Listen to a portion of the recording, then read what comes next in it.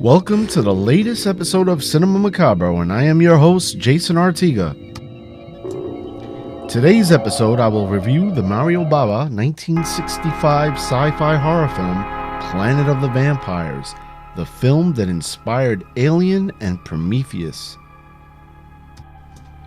In the 1960s, American International Pictures, or AIP, was popular in the sci-fi horror genres. Producers Samuel A. Arkoff and James H. Nicholson started with the teenage drive-in crowd with films like I Was a Teenage Werewolf, followed by The Attack of the 50-Foot Man.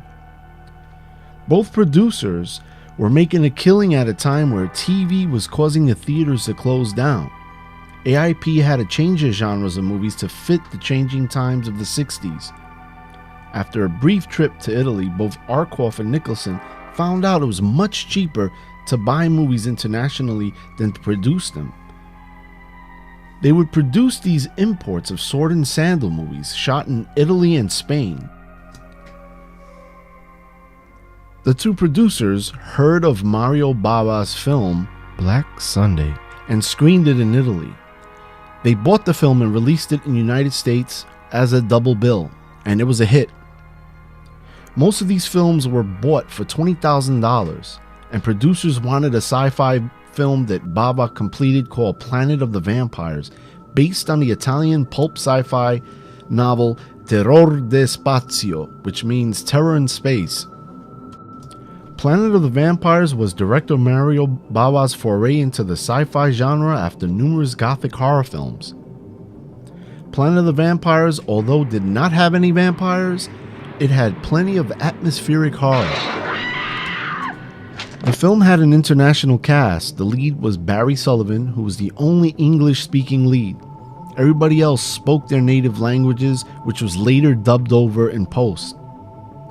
Not all the time the audio syncs, and despite its low budget, Planet of the Vampires utilizes the innovative techniques of in-camera effects such as forced perspective, a technique where miniatures are either shown in the foreground while live action and scale sets were shot in the background.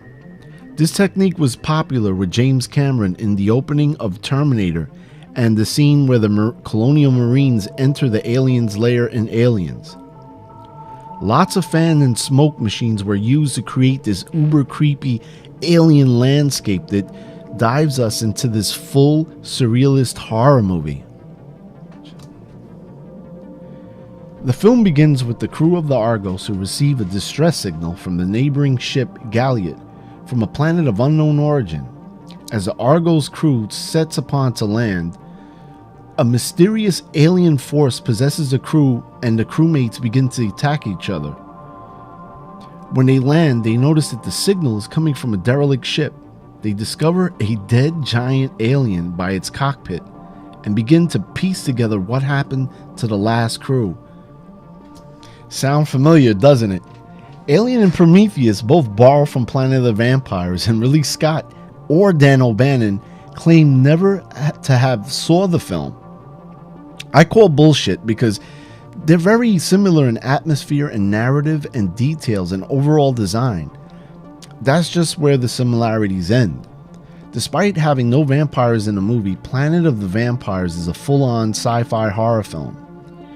If you saw William Malone's Creature, it uses a similar zombie astronaut concept of reanimating or being taken by an alien force.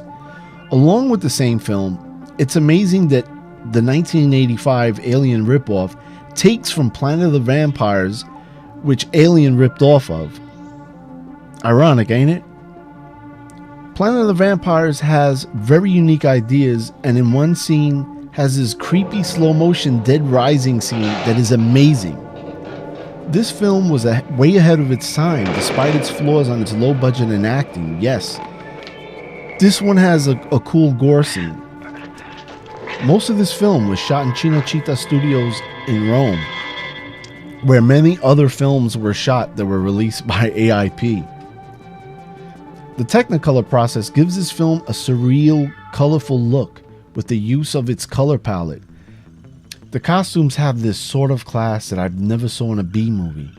Bryan Singer, was so inspired by Planet of the Vampires that he molded the X-Men uniforms after the crew of the Argos. They look exactly the same.